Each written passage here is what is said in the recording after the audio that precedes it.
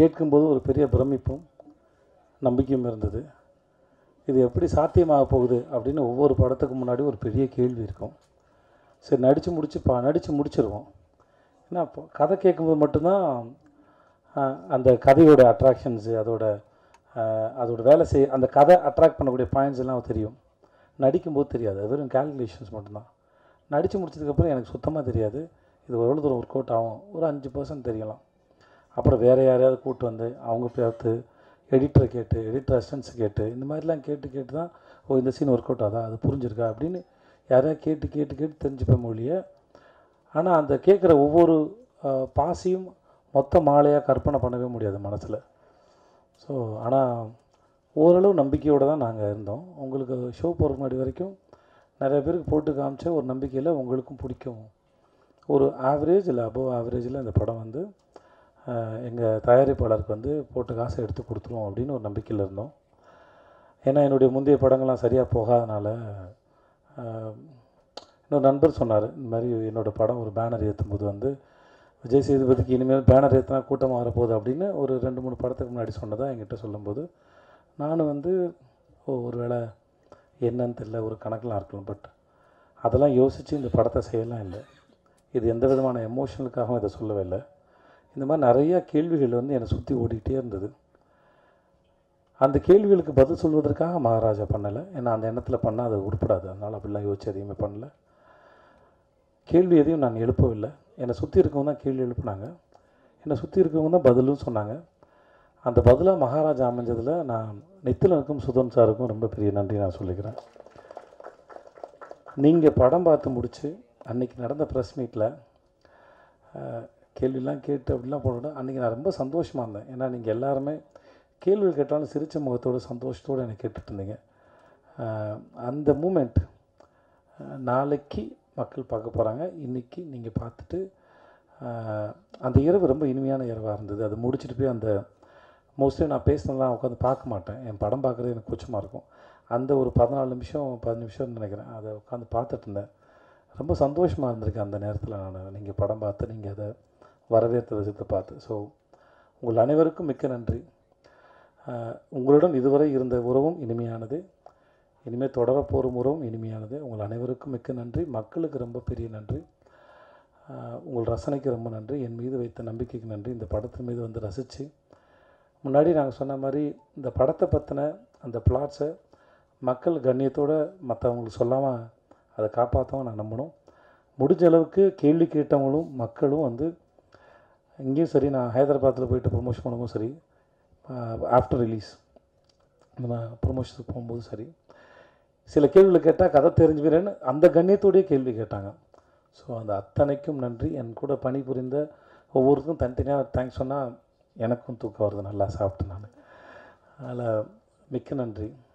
அன்புடன் விஜய் சேதுபதி. நன்றி. Very good afternoon every one. ஒன்று தான் இருக்குது சொல்கிறதுக்கு. நன்றி நன்றி நன்றி for all the support that you've always given us, to all the press, media, to all the people, and to my very own Maharaja family. I would like to say thanks to Sudan first for having invited me into this film. இந்த ஸ்கிரிப்டுக்காக என்னை கூப்பிட்ட உடனே நான் சொன்ன ஒரே ஒரு விஷயந்தான், எனக்கு இந்த படம் it's okay weather my part is small or big, I don't mind, but I want to be a part of a very very good film. And it made me even happier when he told me that it is an opportunity to work with Sethu sir. So thank you so much for having me in my thoughts for this character. I'm very happy to be part of a very successful film, and more than anything Sethu sir's 50th film, and which you've all accepted wholeheartedly, loved, fallen in love with. It's doing phenomenally well even in Kerala, which has been giving so many hits in recent times back to back. So I'm very very happy when I can go back to my people as well and have a film that I've done in Chennai in Tamil that is doing really well amongst the Malayalis. In fact, I got so many calls and messages. I've not received a response like this for any of my films in recent times. So thank you so much for Nithilan, for giving me, even though it's a small part, I'm very very happy to be a part of this film. I have also watched Maharaja purely from the audience perspective. And I have fallen in love with performances. Of course, Sethu sir's is phenomenal. You cannot take your eyes away from his eyes, and you know, it kind of makes you you feel so connected to his character. That's one. But besides that, I really enjoyed performances of Singambuli sir. I've never met him before, but he was phenomenal. He was so much fun to watch. In fact, I was நான் வீட்டில் வந்து அந்த reveal portions இருக்குல்ல, camera வச்சு ஒரு reveal portion இருக்குது நட்டி சோரோட சேர்ந்து with the cops. அந்த போர்ஷன்ஸ் மூலம் நான் அப்படியே இமிட்டேட் பண்ணி ஆக்ட் பண்ணிகிட்டே இருந்தது. Because my parents just loved it. அவங்க மறுபடியும் வந்து செகண்ட் டைம் போய் பார்த்தேன் மூவி. அப்போ தான் நிறைய விஷயங்கள் ஃபர்ஸ்ட் டைம் தெரியாத நிறைய விஷயங்கள் அப்போ தான் புரிஞ்சிடுச்சு.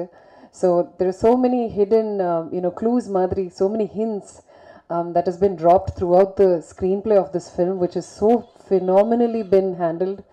And of course the screenplay, the editing by Philomen, and the music, Ajneesh Loknath has done such a phenomenal job. All the actors, everybody. So I'm so happy to be a part of this wonderful team, having delivered such an amazing film. And I can finally happily say that I have one super hit film in my kitty in Tamil cinema, because I've always wanted it and I've always longed for it. So thank you so much for wholeheartedly welcoming me back, and for being such a strong support and taking Maharaja to the next level. Thank you so much. Media நண்பர்கள் எல்லாருக்கும் என்னோட தாழ்மையான வணக்கங்கள். இந்த படம் இவ்வளோ வெற்றி அடைஞ்சிருக்குன்னா எல்லா டைரக்டர் சொல்கிற மாதிரி தான், அதுக்கு நீங்கள் மட்டும்தான் காரணம். அது உண்மையும் கூட. சின்ன சின்ன யூடியூப் சேனல், அதில் கூட என் படத்தை ரிவ்யூ பற்றி போட்டு எமோஷனல் கனெக்ட் ஆகி வாய் வழியாக படத்தை பாருன்னு சொல்லுவாங்க, வாட்ஸ்அப் ஸ்டேட்டஸ் வச்சுவங்க, இன்ஸ்டா பண்ணுவாங்க, ஃபேஸ்புக்கில் போட்டுவாங்க, ட்விட் பண்ணுவாங்க, பத்திரிகையாளர்கள் எழுதுவாங்க. அவ்வளோ இது வரைக்கும் ஒரு நாளைக்கு மினிமம் 1000 கால் வரும். எனக்கு கால் அட்டன் பண்ணுறது தான் 4 நாள் வேலையாக இருந்துச்சு. அவ்வளோ வாழ்த்து மழைகள்.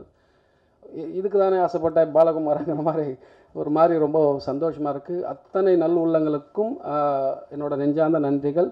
படம் சார்ந்த டிஃப்ரெண்ட் ஒப்பீனியன் சில பேருக்கு இருந்தது. அவங்களோட ஒப்பீனியனை நான் மதிக்கிறேன். அதில் அவங்க சொன்ன கரெக்ஷன்ஸ் எனக்கு சரின்னு பட்டதை நான் எடுத்துக்கிறேன். ஏன்னா சில பேருக்கு நான் படிக்கும்போது டிஃப்ரெண்ட் ஒப்பீனியன் இருந்தது. அந்த ஒப்பீனியன் மேலே நான் மரியாதை செலுத்தேன், ரெஸ்பெக்ட் தம். அதில் எனக்கு அவங்க சொன்னதில் சரி அப்படிங்கிறத நான் அக்செப்ட் பண்ணிக்கிறேன். அதை நான் அடுத்த படங்களை சரி பண்ணிக்கிறேன். ஸோ உங்களுக்கு முதற்க நன்றி.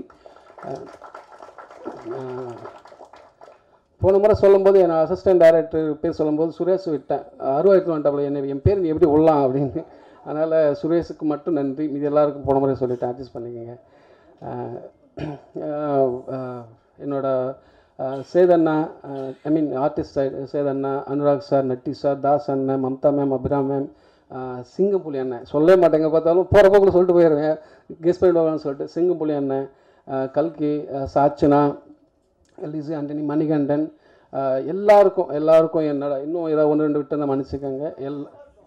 வினோத் அண்ணன், சைனாட்டி வினோத் அண்ணன், எல்லாருக்கும் என்னோட நன்றிகள்.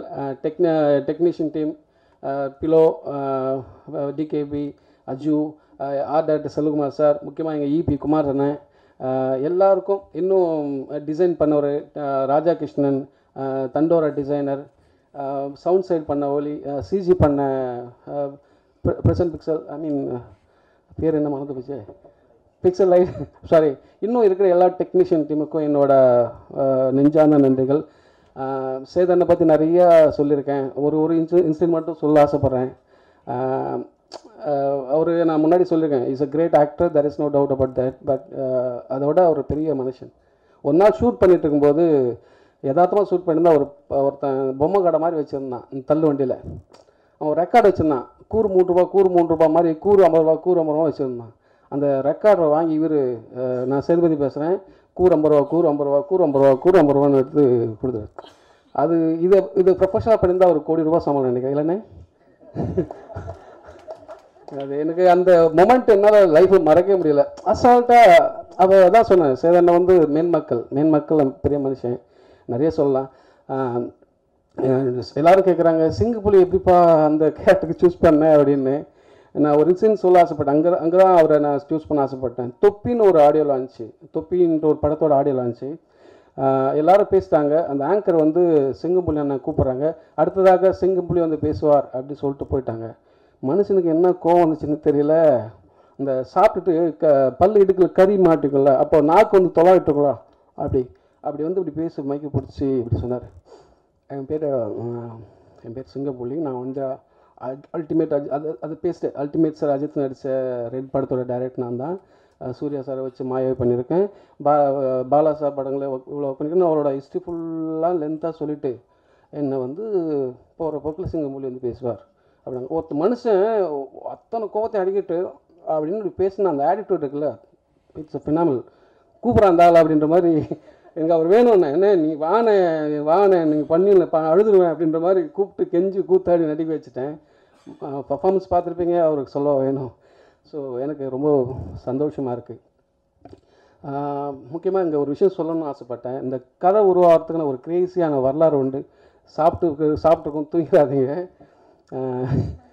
நான் நாளைக்கு முடிச்சுட்டு அடுத்து படம் பண்ணணுன்ற முனைப்பில் இருக்கும்போது ஜேவி மீடியா என்னை கமிட் பண்ணாங்க. என்னையும் அண்ணாத்த டைரக்டர் ராஜ்குமார் அவரையும் கமிட் பண்ணாங்க.